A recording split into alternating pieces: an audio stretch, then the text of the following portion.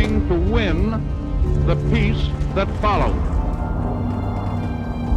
Ráno v neděli 7. prosince 1941 zaútočilo japonské císařské námořnictvo na americkou základnu v Pearl Harboru na Havaji.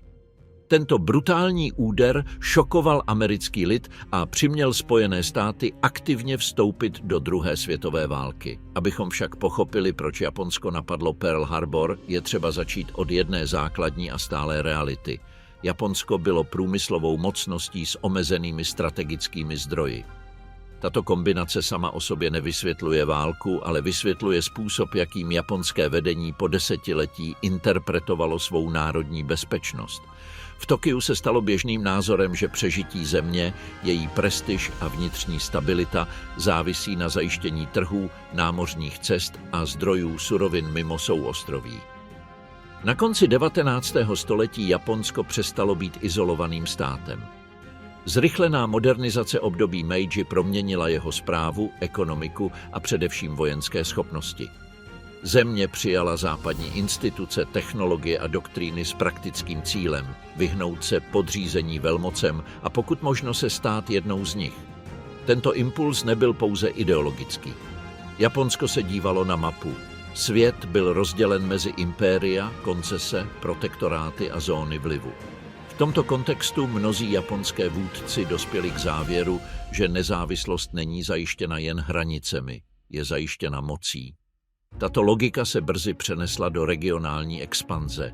Vítězství nad Čínou ve válce 1894 až 1895 a později vítězství nad Ruskem v letech 1904 až 1905 mělo rozhodující dopady.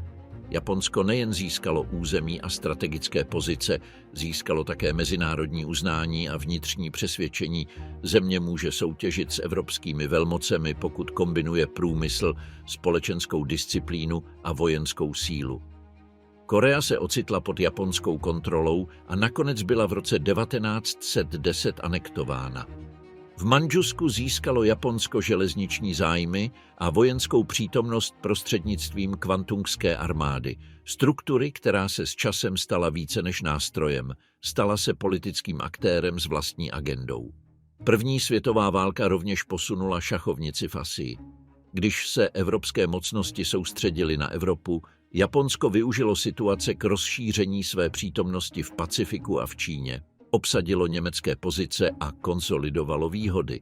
Výsledek tohoto období však byl nejednoznačný. Japonsko se sice posílilo, ale zároveň vzrostla nedůvěra ostatních mocností, zejména Spojených států a britského impéria, které považovali Pacifik za životně důležitý prostor pro obchod, námořní cesty a geopolitickou rovnováhu. Ve 20. letech byla vztah Japonska k mezinárodnímu řádu do značné míry definován námořní rovnováhou. Pro ostrovní mocnost nebylo námořnictvo luxusem. Bylo to oběhové centrum, které spojovalo zemi se světem. Japonsko potřebovalo dovážet ropu, železo, měď, kaučuk, zároveň exportovat výrobky a udržovat přístup na trhy. To vše záviselo na bezpečných trasách. V tomto rámci se poválečné námořní dohody snažily omezit závody ve zbrojení stanovením poměrů tonáže mezi hlavními námořnictvy. Pro Japonsko byla tato omezení vnímána rozporuplně.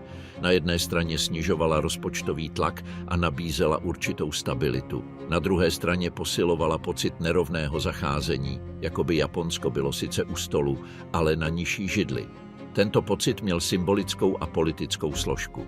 Mnoho Japonců vnímalo, že navzdory modernizaci a vojenským vítězstvím je Západ stále považuje za mocnost druhé kategorie. Současně se v japonské společnosti mísily tendence sektory hledající mezinárodní spolupráci a obchod a nacionalistické sektory požadující tvrdší politiku k zajištění ekonomického prostoru a prestiže impéria. Napětí mezi těmito liniemi pronikalo vládou, tiskem, akademickou sférou a ozbrojenými silami. Světová ekonomika toto napětí zhoršovala. Krize v roce 1929 a následná hospodářská deprese zasáhly globální obchod a přiměly mocnosti k protekcionistické politice. Pro Japonsko to znamenalo uzavřenější trhy a vnitřní tlak, pokles exportu, krize na venkově, městská nezaměstnanost a sociální nespokojenost. V této atmosféře získal vojenský argument na síle. Pokud se svět uzavírá do bloků a tarifů, Japonsko musí samo zajistit oblasti s dodávkami a zajištěné trhy. Myšlenka imperiálního ekonomického bloku, soběstačného, začala znít méně jako ambice a více jako řešení. Současně docházelo uvnitř japonského státu k citlivé institucionální změně. Armáda a námořnictvo nebyly pouhými nástroji podřízenými civilní vládě. Měli autonomii, politickou váhu a silnou korporátní kulturu. V praxi mohli ovlivňovat vlády a v krizových momentech tlačit národní rozhodnutí směrem k militarismu. Zejména armáda na kontinentu vyvinula přesvědčení, že Japonsko se nemůže spoléhat na mezinárodní systém, který považuje za nestabilní a kontrolovaný rivaly. Mandžusko bylo bodem, kde se všechny proměnné protínaly. Bylo blízké, rozsáhlé, bohaté na zdroje a propojené se stávajícími japonskými zájmy. Pro ty, kdo uvažovali o bezpečnosti a ekonomice, byla Mandžusko geografickým řešením ostrovní zranitelnosti. Uhlí, železo, prostor pro investice a zároveň nárazníková zóna proti kontinentálním hrozbám. Pro zastánce mezinárodní spolupráce byla expanze silou nebezpečná. Mohla izolovat Japonsko, vyvolat sankce a přinutit ho do nekontrolovatelné eskalace. Tato diskuse existovala, ale v zemi, kde byla legitimita ozbrojených sil vysoká a politické klima se tvrdilo, se váha začala naklánět. Bezprostředním zlomovým bodem byl místní incident, který se proměnil v národní strategický obrat. 18. září 1931 došlo k incidentu v Mukdenu, výbuchu na jižní železnici Mandžuska, který posloužil jako záminka pro postup japonských jednotek a převzetí kontroly nad regionem. Mandžusko a rozkol s mezinárodním řádem. Na podzim roku 1931 se Mandžusko stalo laboratoří nové formy japonské expanze. Nešlo jen o obsazení regionu, šlo o to přeměnit toto obsazení na stabilní politický a ekonomický systém, který by mohl být prezentován světu a byl užitečný pro strategické cíle impéria. Myšlenka byla dvojí. Za prvé, zajistit pevninskou základnu, která by snížila zranitelnost ostrovní země závislé na dovozu. Za druhé ukázat, že Japonsko dokáže formovat severovýchod Asie podle své vůle, aniž by žádalo o svolení západní mocnosti. Sekvence byla rychlá. Po Mukdenu japonské síly konsolidovaly kontrolu nad městy, železničními uzly a administrativními centry. V krátkodobém horizontu to nabízelo jasné výhody. Ochranu investic, ovládání dopravních tras a hlubší bezpečnostní perimetr proti možnému tlaku z Číny nebo ze Sovětského svazu.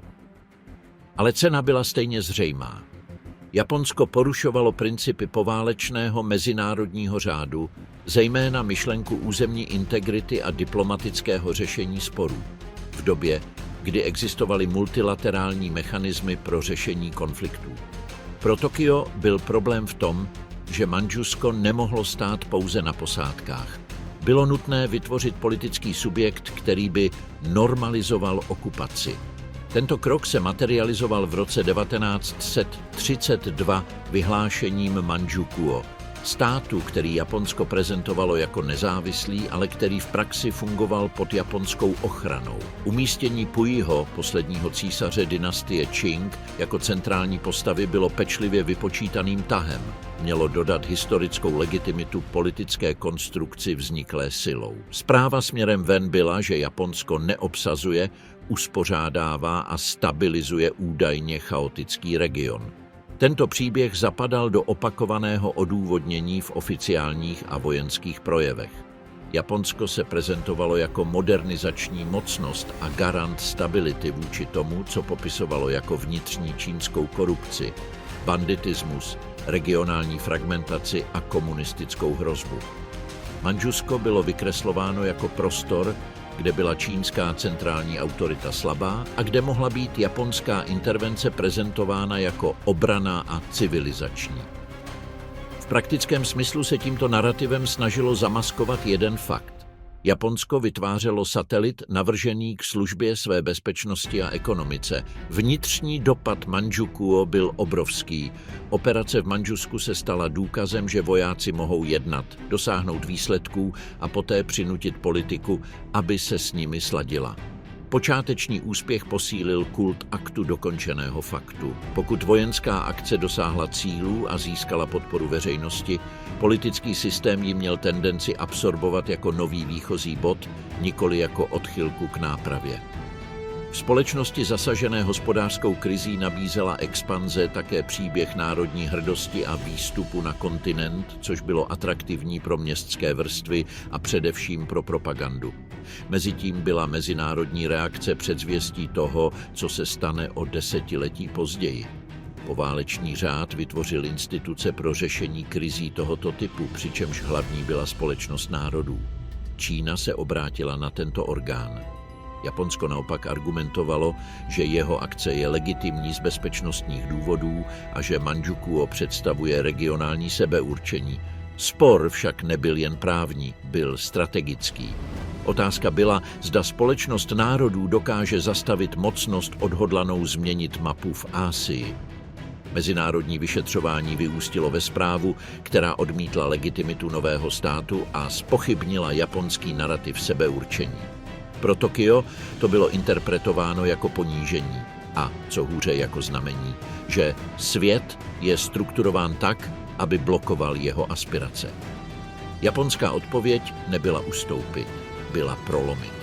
V roce 1933 se Japonsko stáhlo ze Společnosti národů. Tento krok měl politickou hodnotu, která přesahovala diplomacii.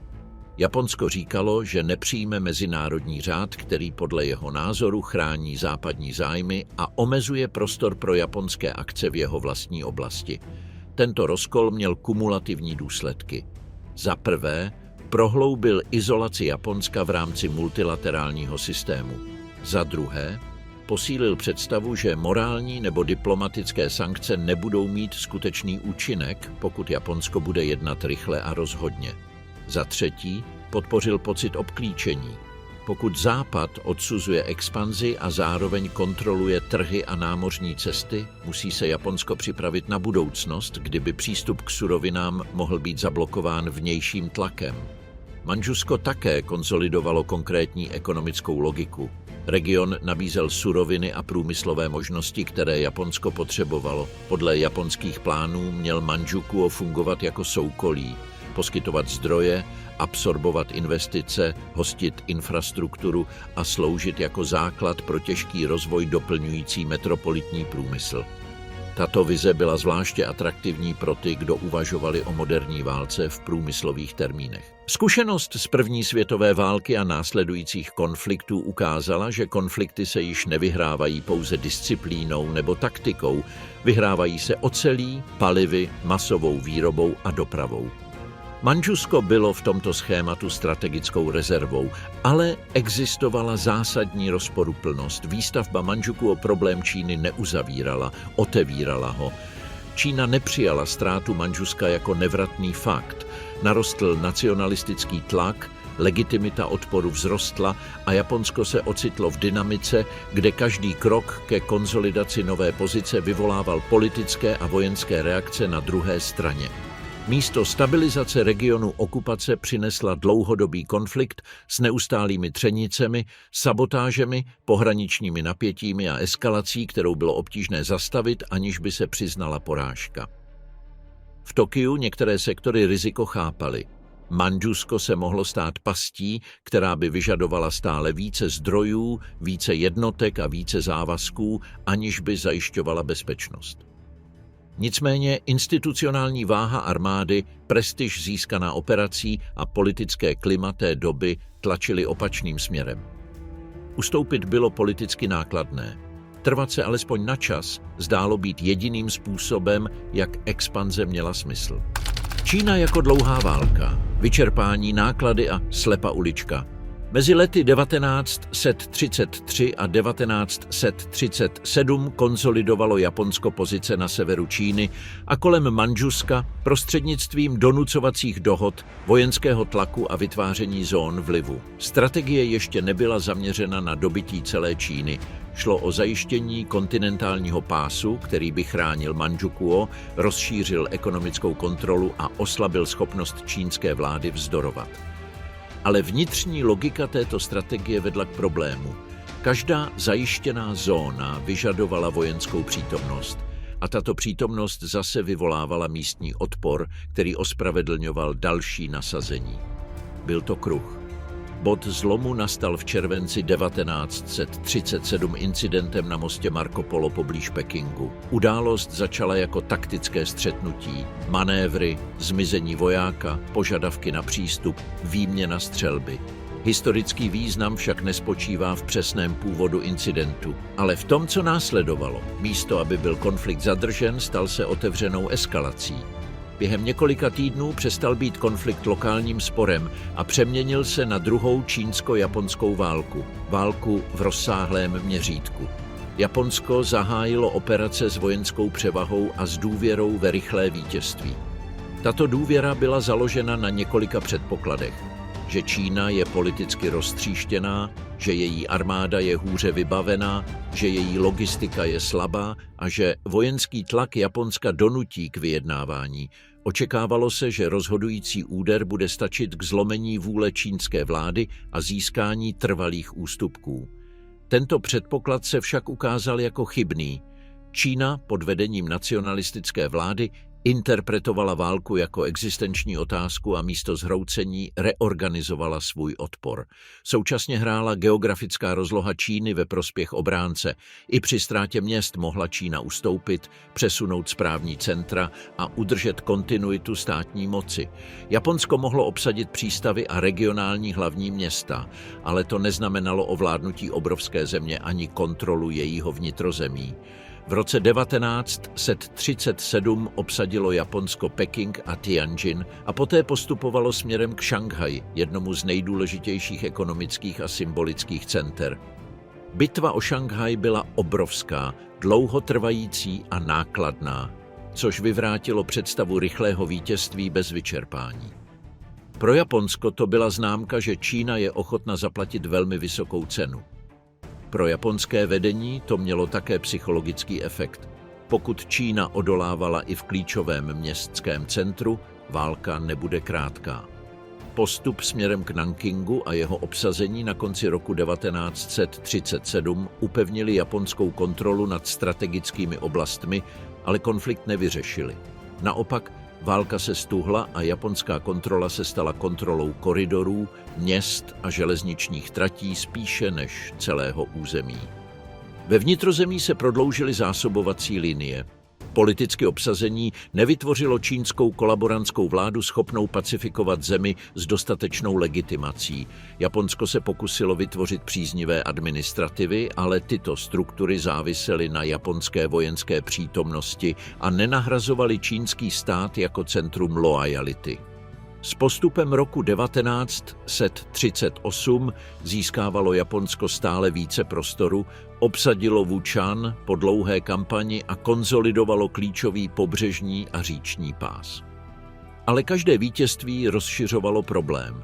Více obsazeného území znamenalo více potřebných vojsk k jeho udržení, což vázalo síly na úkoly garnizonů. Současně se typ války začal měnit. Partizánství, sabotáže, útoky na zásobovací linie, permanentní obtěžování. Šlo o konflikt, který vysával zdroje a nenabízel jasný, konečný moment. Toto vyčerpání mělo rostoucí ekonomické náklady. Japonsko vedlo dlouhou válku s obrovskou spotřebou materiálu. Munice, palivo, obchodní lodě, náhradní díly, ocel. Pro zemi závislou na zahraničním obchodu byla válka v Číně od počátku riskantní sázkou. Válečné úsilí zatěžovalo platební bilanci, zvyšovalo státní výdaje a vyžadovalo správu omezených zdrojů. Japonsko mohlo vyrábět hodně, ale potřebovalo dovážet nezbytné suroviny pro tuto výrobu. Problém s palivem byl klíčový. Moderní válka, zejména promocnost, která chtěla operovat s námořnictvem a letectvem, závisela na ropě. Japonsko nemělo vlastní ropnou soběstačnost. Jeho průmysl, námořnictvo a letectvo se živily importem. Zatímco Japonsko bojovalo v Číně, rostla jeho závislost na externím toku, který mohl být nakonec přerušen politickými rozhodnutími námořních mocností, zejména Spojených států a Britského impéria. V této fázi se objevuje přímé spojení s Pearl Harbor. Válka v Číně vytvořila strategický dilema. Japonsko nechtělo Čínu opustit, protože by to znamenalo uznání hranic a ztrátu imperiální prestiže. Pokračování však znamenalo spotřebovávat zdroje, které Japonsko nekontrolovalo, a tím se stávalo závislé na toleranci mocností, které začaly Japonsko vnímat jako hrozbu. Čím déle válka trvala, tím křehčí se stávala japonská pozice vůči sankcím a vnějším tlakům. Diplomaticky začalo Japonsko narážet na západní veřejné mínění a zájmy. Spojené státy, ještě nevstoupivší do války, sledovaly s rostoucím znepokojením japonskou expanzi. Americká administrativa neviděla konflikt jen jako regionální válku. Vnímala jej jako útok na princip otevřených dveří v Číně a jako hrozbu pro stabilitu východní Asie. Navíc brutalita okupace a správy v mezinárodní tiskové sféře stížily vnímání veřejnosti na západě a zvýšily politickou ochotu ekonomicky tlačit na Japonsko. Americká odpověď v této fázi nebyla válka, ale postupná politika omezení, omezená pomoc Číně a signály nesouhlasu. Pro Japonsko mohly být tyto signály čteny dvěma způsoby. Jako varování, že jeho expanze má limity stanovené zvenčí, nebo jako důkaz, že Západ chce zastavit jeho imperiální konsolidaci. V obou případech byl výsledek stejný. Formoval se strukturálně konfliktní vztah mezi Japonskem a Spojenými státy. Evropa ve válce a strategická příležitost, Indočína a obrat na jih. V září 1939, když Německo napadlo Polsko a začala válka v Evropě, dopad v Asii nebyl okamžitý z hlediska vojenského, ale byl okamžitý z hlediska strategického. Evropské koloniální mocnosti, které ovládaly velké oblasti jihovýchodní Asie, byly najednou absorbovány existenciálním konfliktem na vlastním kontinentu. Francie, Spojené království a Nizozemsko, které udržovaly impéria v Asii prostřednictvím posádek, obchodu a prestiže, začínaly vykazovat praskliny. Pro Japonsko tato situace otevřela otázku, která měla definovat jeho zahraniční politiku. Pokud jsou evropské mocnosti oslabeny, je teď čas zajistit silou oblasti obsahující ropu, kaučuk, cín a další suroviny, které Japonsko potřebuje k udržení války v Číně a vlastního průmyslového rozvoje. Do té doby byla japonská expanze zaměřena především na asijský kontinent s osou Mandžusko, severní Čína, čínské pobřeží. Ale problém paliva a cílené samostatnosti impéria nebyl vyřešen Mandžuskem ani okupovanou Čínou. I při kontrole důležitých oblastí Japonsko stále záviselo na zahraničních zdrojích kritických surovin, zejména ropy. Válka v Číně spotřebovávala obrovské množství paliva a materiálu. A oceán s obchodními cestami byl stálou připomínkou zranitelnosti. Pokud by byl přístup k dovozu přerušen, japonský vojenský stroj by nemohl dlouho udržovat operace vysokým tempem. V tomto kontextu sílila takzvaná orientace na jih, strategická linie, která považovala jihovýchodní Asii a evropské kolonie za přirozený prostor pro vybudování soběstačného hospodářského bloku pod japonskou kontrolou. Logika byla chladná a operativní. Jihovýchodní Asie nabízel ropu v nizozemských východních Indiích, kaučuk v Malajsii, cín a další zdroje. Kontrola tohoto oblouku znamenala snížit závislost na dovozu ze Spojených států a dalších dodavatelů, kteří mohli uvalit politické podmínky. Pro rozhodující činitele v Tokiu byl argument takový, že Japonsko nehledá expanzi kvůli prázdné prestiži, ale z materiální potřeby. Ale tato potřeba se rychle proměnila v ospravedlnění pro větší eskalaci. Rok 1940 byl rozhodující, protože válka v Evropě náhle změnila rovnováhu. Pád Francie před Německem v červnu nechal francouzskou vládu v oslabené pozici s omezenou schopností bránit své koloniální impérium. Francouzská Indočína, zahrnující strategická území díky své poloze a infrastruktuře, byla zranitelná vůči tlakům. Pro Japonsko byla Indočína cenná z několika důvodů. Nacházela se blízko jižní Číny, sloužila jako platforma k přerušení zásobovacích cest pro čínské nacionalisty a zároveň byla branou do jihovýchodní Asie. Ještě nebyla hlavní ropnou cenou, ale byla klíčovým krokem na cestě k ní. Japonsko tlačilo na získání vojenských a logistických koncesí v Indočíně. Okamžitým cílem bylo přerušit tok zásob do Číny a posílit kontinentální strategii. Skutečný výsledek byl však širší. Japonsko rozšiřovalo svou přítomnost do oblasti, kterou západní mocnosti považovaly za součást koloniální rovnováhy v Tichomoří. Každý japonský pohyb na jih byl Washingtonem, Londýnem a dalšími hlavními městy čten jako další krok směrem k regionální dominanci. Rozdíl v interpretaci byl hluboký. Tokio to mohlo popsat jako opatření nutné k uzavření čínské fronty. Západ to viděl jako přímou hrozbu pro obchodní cesty, kolonie a obchodní principy. Současně se posílilo spojení mezi Japonskem a Německem. Spolupráce neznamenala podřízení Japonska Berlínu ani automatické přejímání evropských cílů, ale znamenala politické sladění, které zvyšovalo západní nedůvěru. V roce 1940 byla formalizována aliance s Německem a Itálií, která vytvářela obraz globální revizionistické blokové politiky. Pro Japonsko tato aliance nabízela výhody, psychologickou odstrašující sílu, diplomatickou koordinaci a způsob, jak se prezentovat jako mocnost schopná zpochybnit zavedený pořádek. Ale měla i cenu. Přibližovala Japonsko ke kategorii potenciálního nepřítele Spojených států, i když Tokio se snažilo přímý střet vyhnout. Tento obrat na jih a politické sladění se odehrávaly v situaci, kdy Japonsko již bylo zapojeno do Číny. Je důležité pochopit, že Japonsko nepřijalo čisté rozhodnutí mezi Čínou a Tichomořím.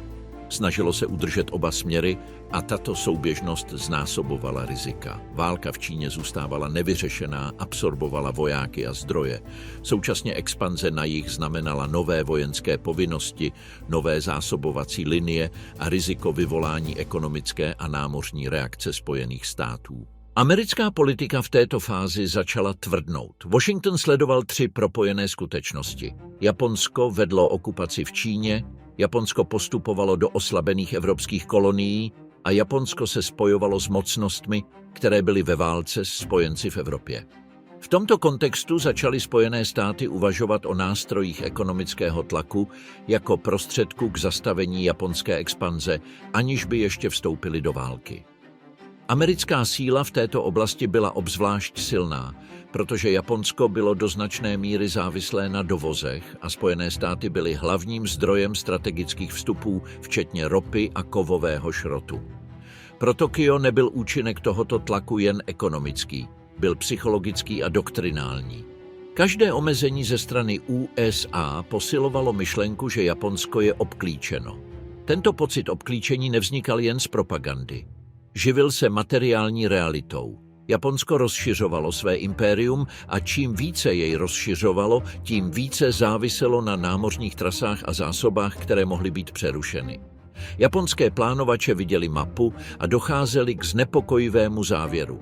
Pokud Japonsko postupuje na jih, dříve či později narazí na americké zájmy. A pokud by Spojené státy rozhodly o přerušení toku ropy, mělo by Japonsko časový limit na udržení operací.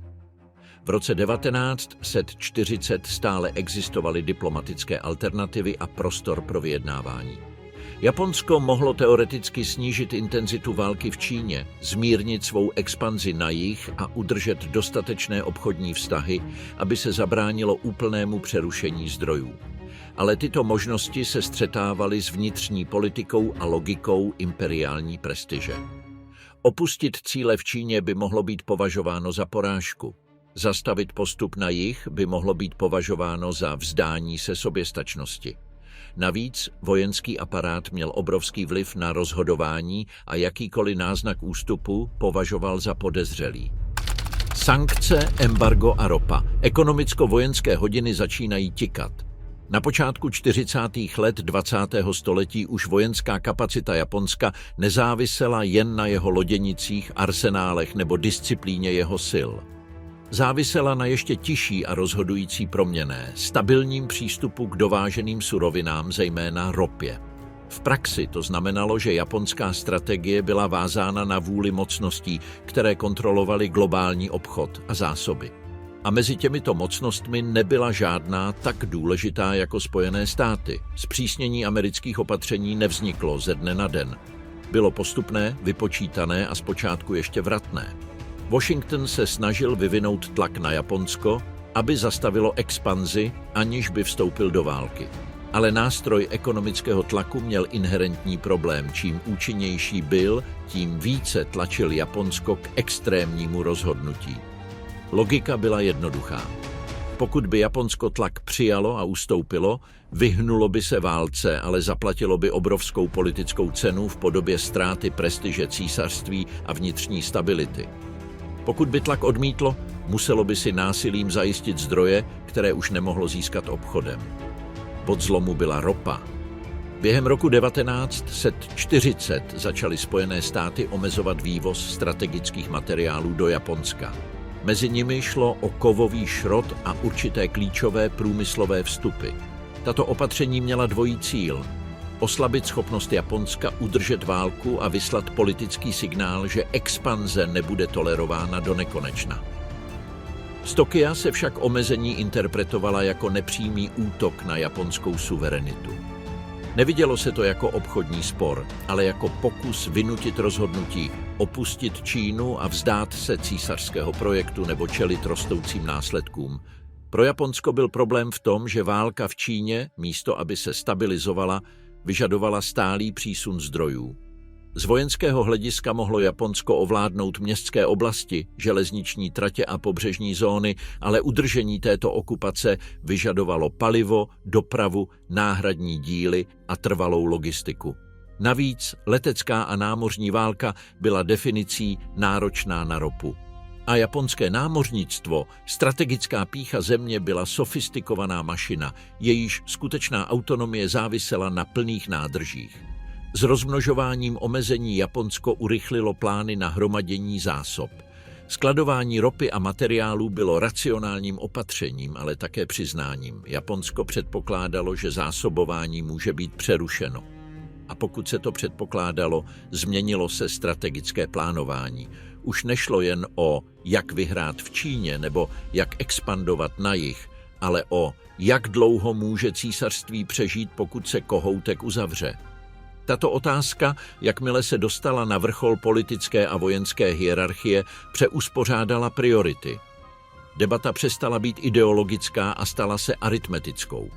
V roce 1941 se situace zhoršila kvůli Indočíně. Japonsko již v roce 1940 vyvinulo tlak a získalo přístup na severní Indočínu.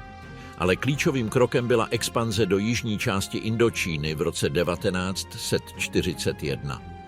Tento posun dával Japonsku smysl z provozního hlediska. Postavit se blíže k trasám a cílům v jihovýchodní Asii, zvýšit schopnost blokovat Čínu a připravit vojenské možnosti. Z amerického pohledu to však byla kvalitativní změna. Nešlo jen o pokračování války v Číně, šlo o postavení se u prahu kolonií bohatých na zdroje v jihovýchodní Asii. Zde konflikt vstoupil do kritické fáze. Spojené státy, Spojené království a Nizozemsko reagovaly zmrazením japonských aktiv a zpřísněním obchodních omezení. To ještě nebyl boj, ale byla to forma ekonomické války. Pro Japonsko znamenalo zmrazení aktiv a omezení obchodu, přímé omezení schopnosti financovat dovoz a udržovat normální fungování ekonomiky a vojenského aparátu. Nejzásadnější složkou byla ropa. Japonsko dováželo velkou část svého paliva a zásadní procento pocházelo od dodavatelů přímo či nepřímo závislých na schopnosti USA vyvážet a kontrolovat moře. Když se vývoz ropy stal nejistým nebo byl fakticky omezen, situace se změnila na odpočítávání.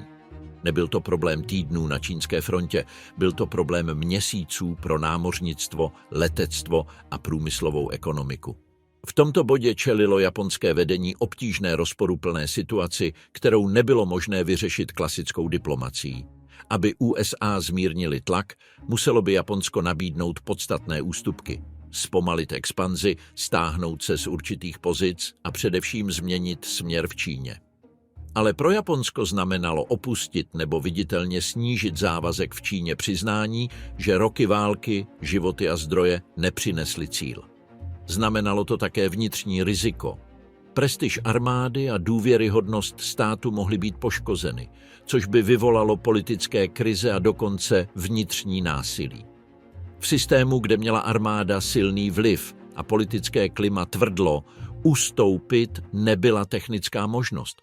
Byla to hrozba pro vnitřní rovnováhu. Tak sankce a embargo nesnižovaly jen zdroje, uzavřely rozhodovací prostor. Japonsko mělo v zásadě dvě cesty, obě nákladné. Jedna byla přijmout podmínky USA, omezit nebo ukončit expanzi a tím znovu získat přístup k obchodu a ropě.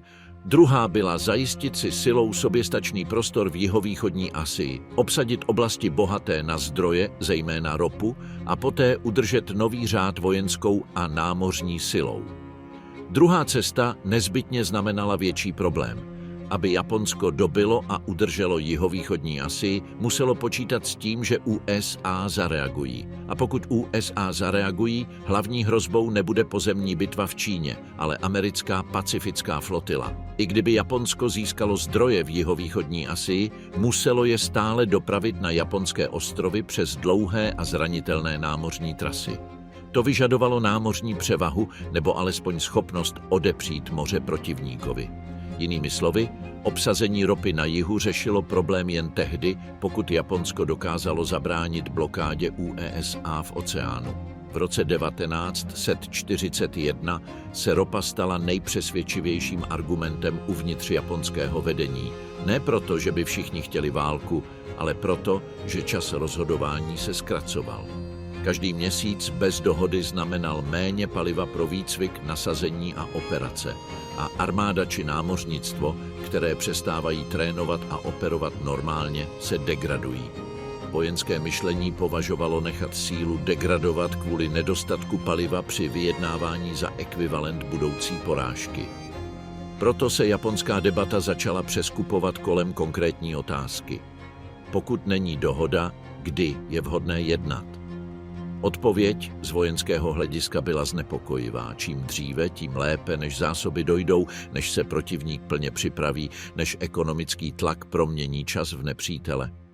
Tato logika nezaručovala vítězství, ale nabízela pocit kontroly. Vybrat si moment konfliktu, ne čekat, až konflikt přijde, když je Japonsko slabší. Spojené státy naopak interpretovaly svůj tlak jako formu odstrašení. Očekávání bylo, že Japonsko před náklady ekonomiky přehodnotí svou expanzi. Ale tlak mohl také vyvolat opačný efekt. Přesvědčit Japonsko, že vyjednávání povede jen k dalším požadavkům a že skutečným cílem Washingtonu je trvale omezit Japonsko jako mocnost. V takovém případě, pokud byla válka nevyhnutelná, se racionální zdálo útočit první. Politicko-vojenské rozhodnutí, proč se válka stala pro Tokio přijatelnou. Na jaře roku 1941 byla Japonsko již uvězněno v rovnici tří proměnných, které se navzájem ovlivňovaly. Pokračovat ve válce v Číně, zajistit zdroje na jihu a vyhnout se válce se Spojenými státy. Struktura problému byla taková, že v praxi nemohly být všechny tři cíle splněny současně.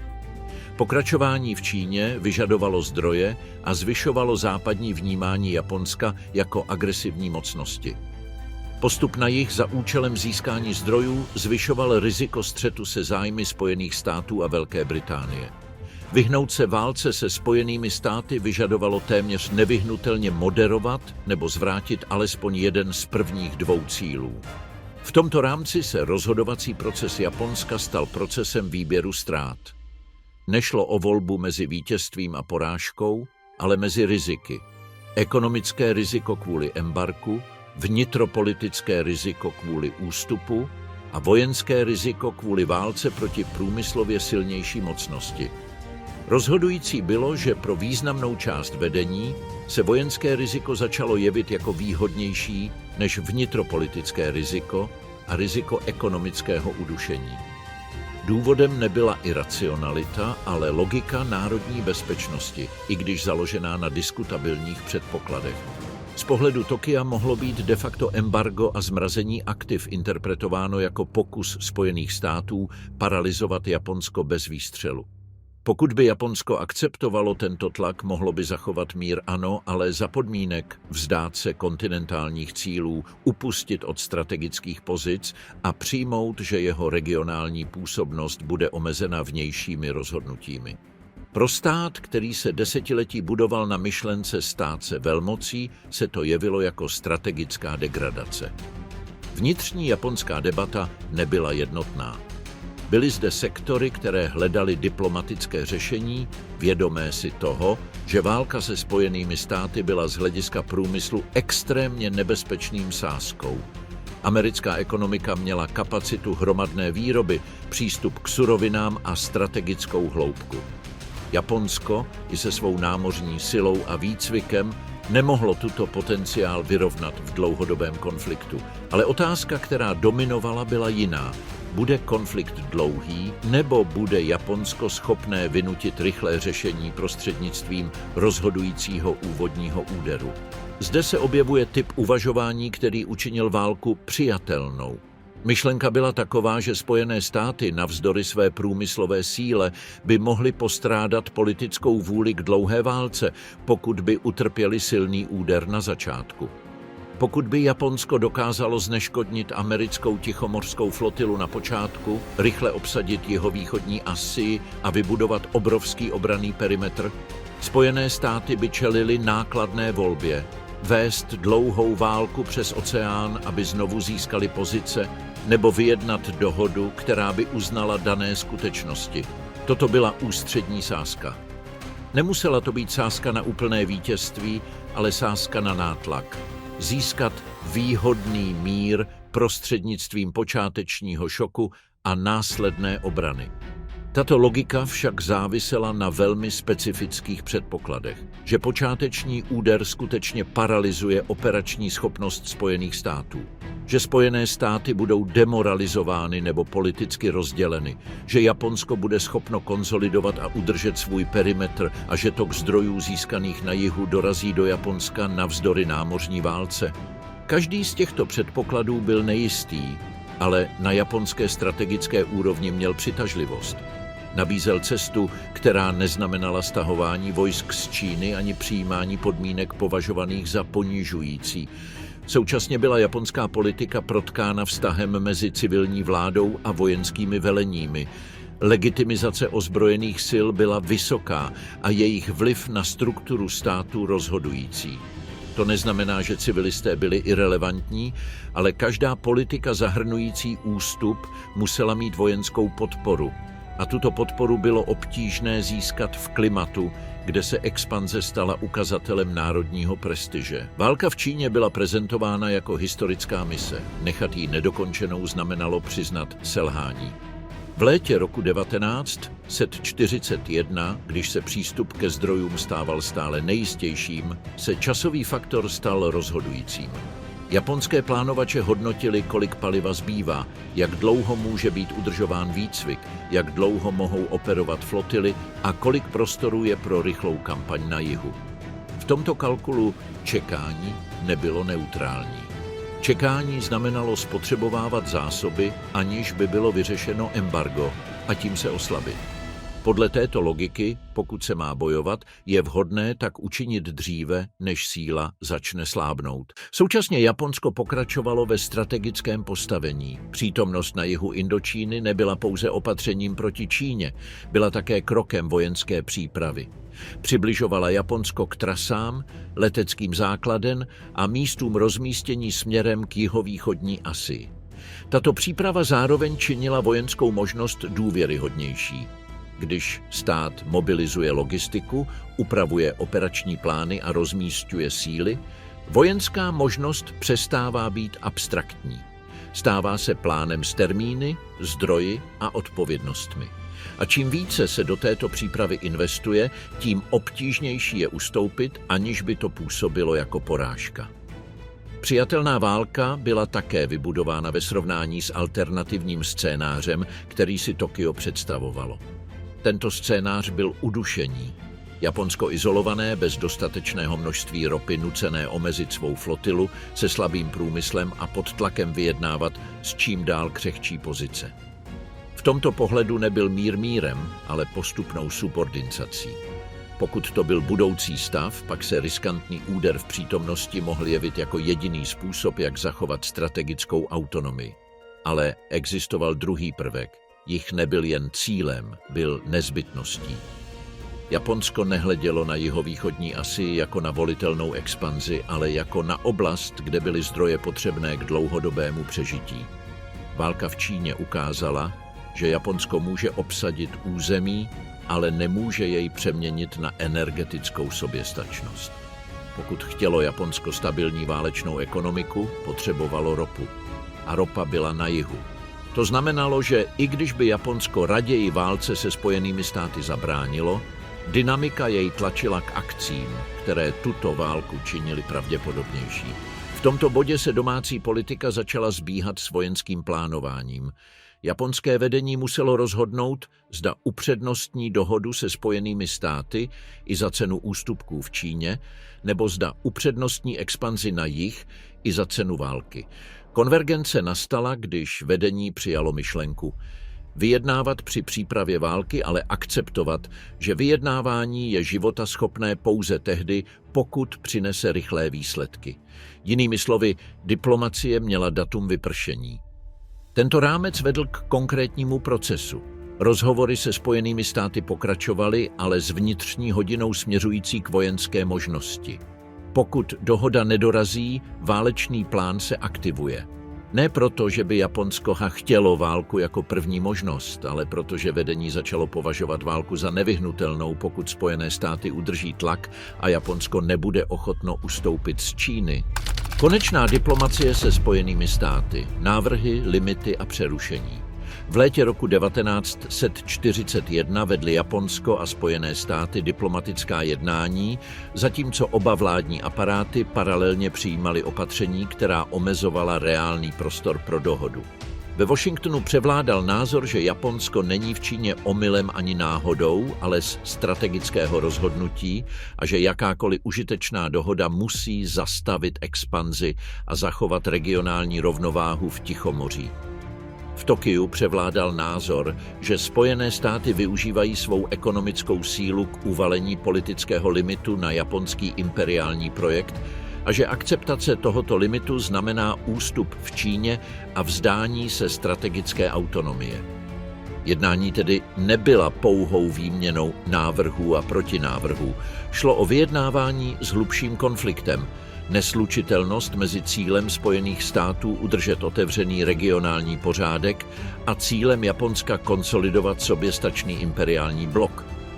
Tato neslučitelnost se stala akutnější po rozhodnutí Japonska rozšířit svou přítomnost v Indočíně. Nasazení směrem na jih v roce 1941 posílilo přesvědčení Spojených států, že Japonsko se připravuje na obsazení oblastí bohatých na zdroje v jihovýchodní Asii a toto přesvědčení bylo klíčové pro ekonomickou reakci.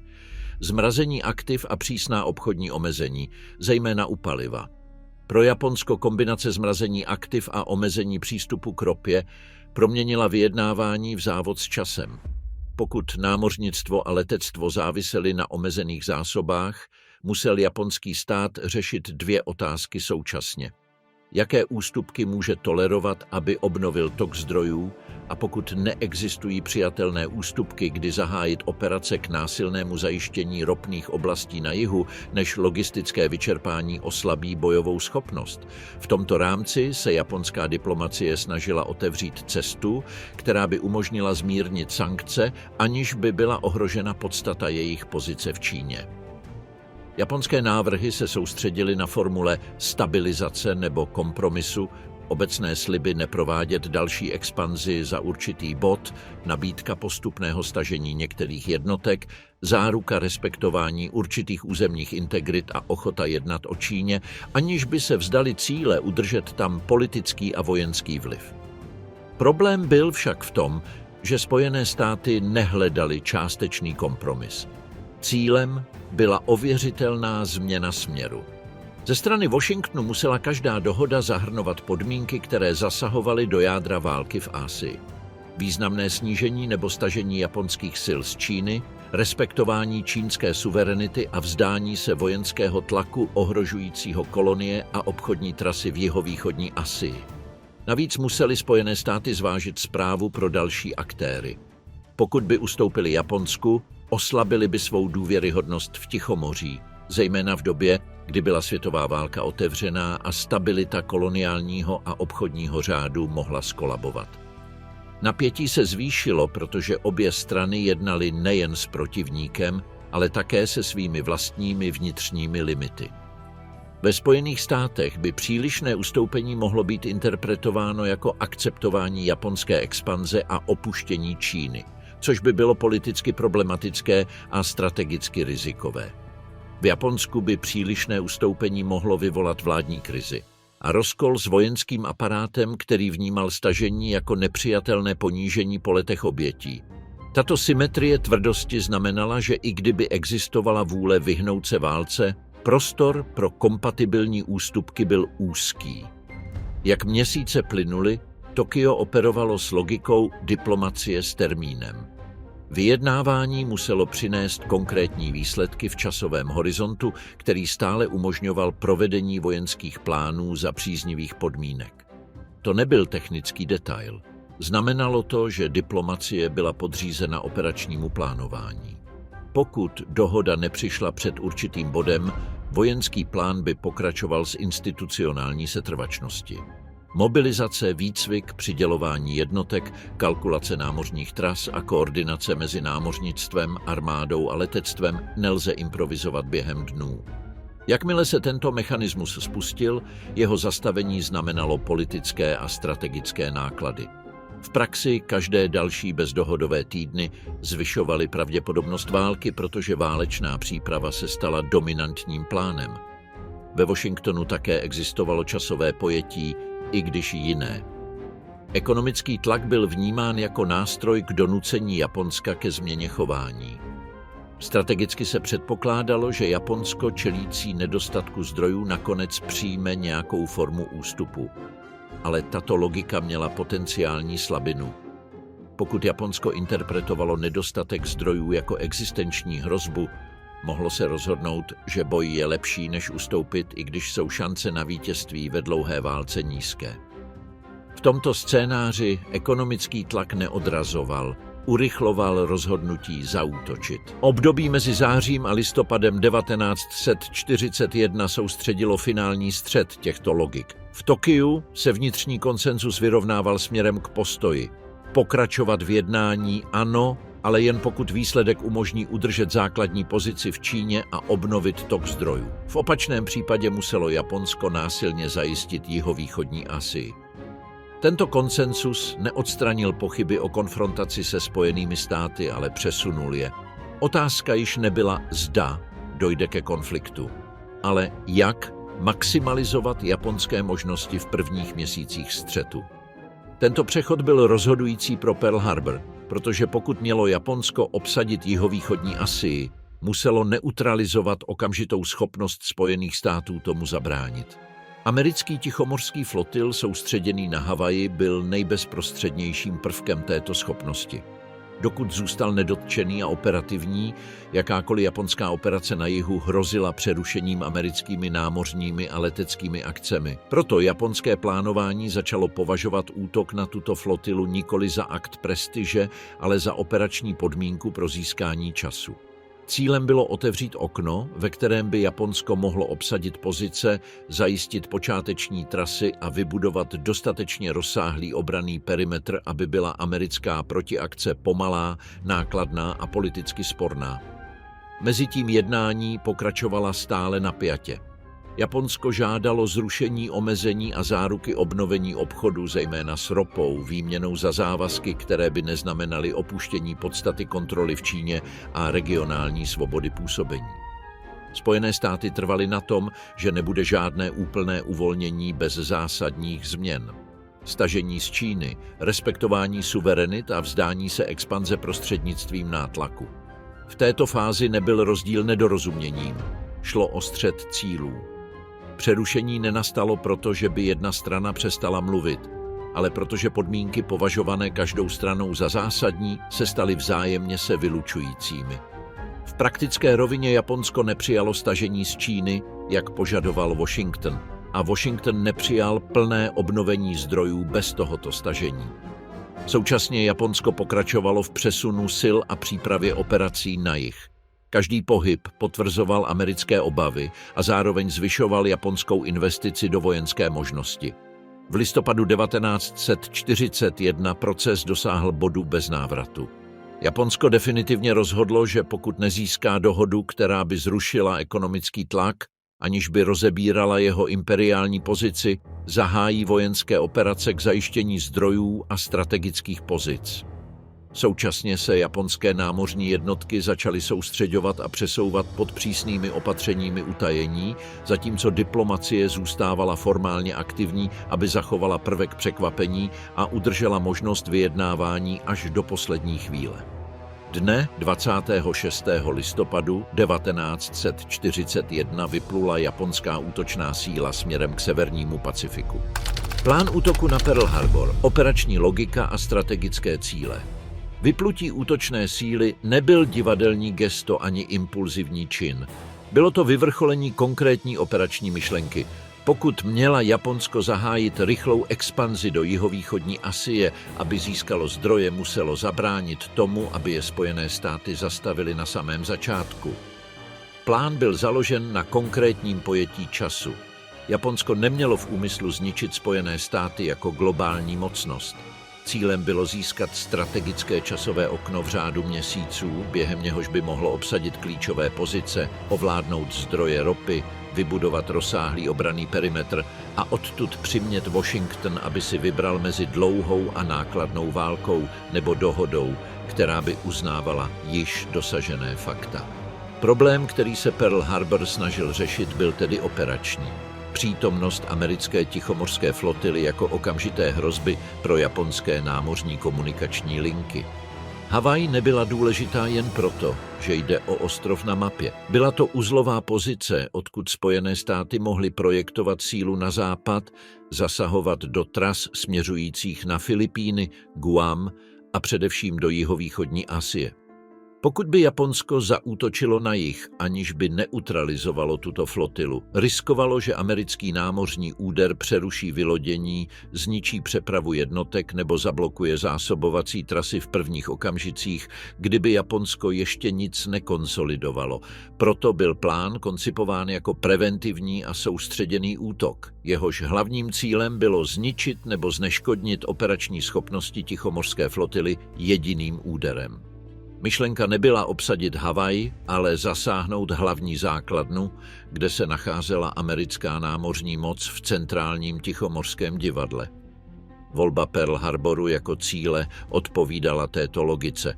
Byl to bod, kde mohla být flotila překvapena a kde mohlo masivní letecké úderné působení vyvolat nepoměrně velké účinky. Tento přístup představoval významnou doktrinální změnu. Po desetiletí klasičtí námořní stratégové zdůrazňovali velké bitvy mezi flotilami, kde hlavní roli hrály bitevní lodě a dělostřelectvo. Pearl Harbor vsadil na sílu letectva z letadlových lodí, aby vyvolal efekt rozhodující bitvy, aniž by útočící flotila musela vystoupit do přímého námořního boje. Z hlediska plánování to byla technologická a taktická sázka. Záviselo to na letadlových lodích, přesné letecké koordinaci, zpravodajství, utajení a výcviku. Japonsko improvizovalo, uplatňovalo doktrínu počátečního šoku založenou na schopnostech, které jeho námořnictvo vyvinulo a ověřilo v cvičeních. Operace také vycházela z širšího strategického výpočtu. Japonsko muselo jednat současně na více frontách. Pearl Harbor nemohl být izolovaným útokem. Musel být integrován s ofenzívami v jihovýchodní Asii a západním Pacifiku. Jinak by úder byl ničivým aktem bez operačního přínosu. Proto celkový plán zahrnoval soubor koordinovaných kroků, neutralizovat nebo oslabit Spojené státy ve středním Pacifiku a současně zaútočit na strategická území a obsadit je, aby zajistili zdroje a obranné pozice. V této architektuře byl Pearl Harbor úderem, který měl zabránit okamžité americké intervenci, zatímco Japonsko provádělo svou expanzi na jih. Utajení bylo zásadní. Útok tohoto typu závisel na překvapení protivníka, který, kdyby byl plně připraven, mohl rozptýlit své jednotky nebo připravit obranu, která by snížila škody. Proto útočná síla plula severním Pacifikem po méně frekventované trase a uplatnila přísná opatření protichorádiového provozu a maskování. Logika byla minimalizovat jakoukoliv možnost včasného odhalení. Japonsko potřebovalo, aby první úder byl masivní a překvapivý, aby maximalizovalo psychologický a materiální dopad. Útok byl navržen s jasnými prioritními cíli. Námořně byly hlavním zaměřením velké bojové lodě, zejména bitevní lodě, protože v námořním myšlení té doby tyto lodě představovaly jádro síly. Záměrem bylo ideálně potopit nebo zneškodnit co nejvíce lodí, čímž se sníží schopnost Spojených států provést okamžitou a agresivní reakci. Japonci také usilovali o zničení letadel na zemi, aby zabránili krátkodobé vzdušné reakci. Útok na hangáry, dráhy a koncentrace letadel byl součástí stejného výpočtu. Pokud protivník nemá operativní letadla, jeho schopnost průzkumu a okamžité protiofenzívy se sníží. Plán však měl i praktická omezení. Letecký útok, i když úspěšný, nezaručuje úplné zničení nepřátelské síly. Mohl potopit lodě, ale nemusí nutně zničit logistickou infrastrukturu v celku. Mohl zničit zaparkovaná letadla, ale Spojené státy je mohly rychle nahradit, pokud by mobilizovali svůj průmysl. A především se mohl nejcennější cíl v přístavu nenacházet. Přesto Japonsko vsadilo, že okamžitá škoda bude dostatečná k oddálení americké reakce, což byl hlavní cíl. Japonské plánování také zahrnovalo psychologický faktor. Nepředvídaný úder na významnou základnu mohl způsobit šok, dezorganizaci a krizi důvěry ve schopnost Spojených států bránit Pacifik. Z pohledu Tokia se věřilo, že devastující úder by mohl posílit politické síly v USA nakloněné vyjednávání nebo alespoň soustředění na Evropu před Pacifikem. Toto přesvědčení bylo začleněno do celkového výpočtu. Pokud by Spojené státy musely volit priority globálně, mohl by Pacifik zůstat dostatečně dlouho na druhé místo, aby Japonsko konsolidovalo svůj perimetr. Přesto i v rámci této logiky byl Pearl Harbor obrovským rizikem. Nejen kvůli samotné operaci, ale protože zahrnovala útok na mocnost, s níž Japonsko ještě nebylo formálně ve válce. To mělo diplomatické a politické důsledky. Plán vyžadoval, aby Japonsko vydalo nějaký druh oznámení o přerušení vztahů před útokem, alespoň aby zachovalo zdání mezinárodní formality. Ale operační podstata byla překvapení a překvapení, podle definice, koliduje s jakýmkoliv skutečným varováním. V této napjatosti je vidět charakter plánu. Byl navržen tak, aby získal okamžitou vojenskou výhodu, i kdyby to vyvolalo úplnou eskalaci. Kromě toho byla operace spojena s potřebou chránit budoucí zásobovací linie. Získat ropu v jihovýchodní Asii je jedna věc. Dopravit ji do Japonska, udržovat konvoje a chránit trasy je věc druhá. Japonsko vědělo, že námořní válka bude rozhodující. Oslabením americké flotily na začátku se očekávalo snížení tlaku na jejich trasy, alespoň po určité období. Toto období bylo v japonské mysli zlatou příležitostí opevnit ostrovy, vybudovat letiště, rozmístit posádky a proměnit oceán v obranné pole, kde by Spojené státy musely bojovat ostrov po ostrově. Japonská útočná síla tedy nebyla jen skupina lodí, byla to soustředěná strategická sázka. Udeřit první, získat čas, zajmout zdroje a opevnit perimetr a poté vyjednávat z posílené pozice. Vše záviselo na tom, jak Spojené státy zareagují. S rozvahou, opatrně, s politickými náklady a s omezenou ochotou platit cenu dlouhé války. Ráno 7. prosince 1941 provedlo Japonsko útok. Proč k útoku přesto došlo? Výpočty, chyby a bezprostřední důsledky. Když Japonsko zaútočilo na Pearl Harbor, učinilo tak proto, že jeho vedení dospělo k závěru, že čas pracuje proti němu. Ekonomické škrcení, zejména v oblasti ropy, znamenalo, že Japonsko nemohlo dlouhodobě udržovat strategii vyčkávání. Pokud by nebyl obnoven obchod za přijatelných podmínek, vojenská kapacita by se postupně zhoršovala. A pokud by Japonsko ustoupilo v Číně nebo se vzdalo expanze na jih, aby obnovilo obchod, vnitropolitické a strategické náklady byly vnímány jako nepřijatelné, v této rovnici se válka stala nástrojem k prolomení blokády a k zajištění zdrojů silou. Útok byl tedy proveden jako rozhodnutí, které se snažilo vyřešit 3 problémy současně. Za prvé dočasně neutralizovat americkou tichomořskou flotilu, aby bylo možné expandovat do jihovýchodní Asie bez okamžitého zásahu. Za druhé vyvolat psychologický šok, který podle japonských výpočtů mohl oslabit ochotu Spojených států vést dlouhou válku v Pacifiku. Za třetí získat manévrovací prostor, jenž by proměnil dobytí oblastí bohatých na zdroje a vybudování obranného perimetru v hotová fakta. Klíčové je, že Japonsko nezaútočilo na Pearl Harbor proto, že by věřilo, že může porazit Spojené státy v dlouhodobé průmyslové válce.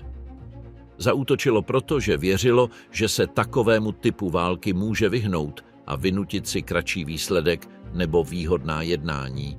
V jádru tohoto přesvědčení byl politický předpoklad, že Spojené státy, demokratická společnost s mnoha globálními zájmy, budou mít omezenou schopnost udržet dlouhou válku, pokud budou počáteční náklady vysoké a pokud se pacifické bojiště bude jevit jako příliš vzdálené nebo příliš nákladné ve srovnání s Evropou.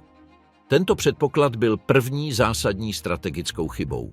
Pearl Harbor neoslabil americkou vůli, naopak ji sjednotil. Místo rozdělení útok poskytl jasný bod politické a společenské soudržnosti, identifikovatelného nepřítele a křivdu vnímanou jako přímou. Tím, že Japonsko zaútočilo bez účinného předchozího formálního vyhlášení války a se silným prvkem překvapení, usnadnilo interpretaci konfliktu jako přímé agrese, nikoli jako války o vzdálené zájmy. Tento psychologický efekt byl přesným opakem toho, co Tokio zamýšlelo. Druhou zásadní chybou byla technicko-operační chyba ve strategickém smyslu. Útok vážně poškodil část flotily, ale nezničil prvky, které se nakonec ukázaly jako rozhodující v tichomořské válce. V krátkodobém horizontu se Japonsku podařilo potopit nebo poškodit důležité lodě a zničit letadla na zemi. Úder však trvale neodstranil americkou schopnost operovat. Klíčová infrastruktura zásobování, oprav a skladování paliva nebyla zcela zničena. A síla, která se stala ústřední v průběhu války, letadlové lodě, se v době útoku v přístavu nenacházela. To omezilo strategický účinek na zpoždění, nikoli na definitivní neutralizaci. Za třetí, útok, i když byl úspěšný ve svém počátečním dopadu, nevyřešil strukturální problém. Japonsko by muselo vést dlouhodobou námořní válku, aby ochránilo trasy zdrojů, které se snažilo získat. Neutralizace flotily na několik měsíců nezaručovala, že Japonsko bude schopno neomezeně přepravovat ropu a suroviny proti protivníkovi s masovou výrobní kapacitou a průmyslem schopným rychle nahrazovat ztráty. Útok mohl otevřít okno příležitosti, ale toto okno muselo být využito k upevnění nevratně silné pozice. To vyžadovalo logistiku, opevnění, kontrolu moře a především správný odhad americké reakce. Na rovině rozhodnutí, proč se přesto útočilo, sehrál roli také způsob, jakým Japonsko interpretovalo své vlastní možnosti. Z pohledu Tokia nebyla alternativou k válce stabilní mírová situace, ale strategický ústup pod tlakem spojený se ztrátou prestiže a s trvalou závislostí na mocnostech, které by mohly v budoucnu znovu obchod přiškrtit. Jinými slovy, Japonsko se obávalo, že přijetí amerických podmínek by problém nevyřešilo, ale pouze jej odložilo v oslabené pozici. Pokud to byl tento výklad, pak byl okamžik k jednání dříve, než se vyčerpají zásoby a než Spojené státy dokončí svou přípravu. To vysvětluje, proč byla konečná rozhodnutí přijata i přes vnitřní pochybnosti. Válka byla vnímána jako vysoce riziková sázka, avšak s vnitřní logikou. Udeřit první, rychle expandovat, vybudovat obranný perimetr a poté vynutit jednání. V této logice byl Pearl Harbor úderem, který umožňoval vše ostatní. Bez Pearl Harboru se expanze na jih jevila jako příliš zranitelná. S Pearl Harborem se věřilo, že expanze může proběhnout s menším okamžitým rušením. Bezprostřední důsledky ukázaly částečný úspěch plánu v krátkodobém horizontu, ale zároveň odhalily jeho hranice. Japonsko bylo schopno zahájit rychlé ofenzívy v západním Pacifiku a jihovýchodní Asii a současně zaútočit na více cílů. Během několika týdnů postoupilo na klíčové strategické pozice a využilo počátečního zmatku a rozptýlení spojeneckých sil v regionu. To v Tokiu posílilo dojem, že sázka vyšla, imperiální perimetr se rozšiřoval a přístup ke zdrojům se zdál být blíže. Tento raný úspěch však skrýval realitu. Spojené státy vstupovaly do ekonomiky totální války. A právě zde se nacházel nejtvrdší úder pro japonské výpočty. Ve válce, kde byl rozhodujícím faktorem průmysl a logistika, měly Spojené státy průmyslovou hloubku a přístup k domácím zdrojům v měřítku, které Japonsko nemohlo vyrovnat. Útok proměnil strategický spor v americkou národní mobilizaci. Tato mobilizace neznamenala jen lodě a letadla, znamenala čas, náhrady, masový výcvik a trvalou průmyslovou expanzi. Čím déle válka trvala, tím více se váhy nakláněly. Kromě toho měl útok na Pearl Harbor okamžitý globální strategický důsledek. Usnadnil propojení front ve světové válce. Japonsko již bylo sladěno s revizionistickými mocnostmi, ale Pearl Harbor urychlil koordinaci úsilí a jasné vymezení bloků. Z politického hlediska útok odstranil nejasnosti. Spojené státy již nebyly v pozici tlaku bez války, byly ve otevřené válce. To rozšířilo rozsah konfliktu a uzavřelo možnosti dílčích dohod. Japonské výpočty rovněž podcenily jeden rozhodující faktor. Geografie Pacifiku nechránila pouze Japonsko, chránila i Spojené státy.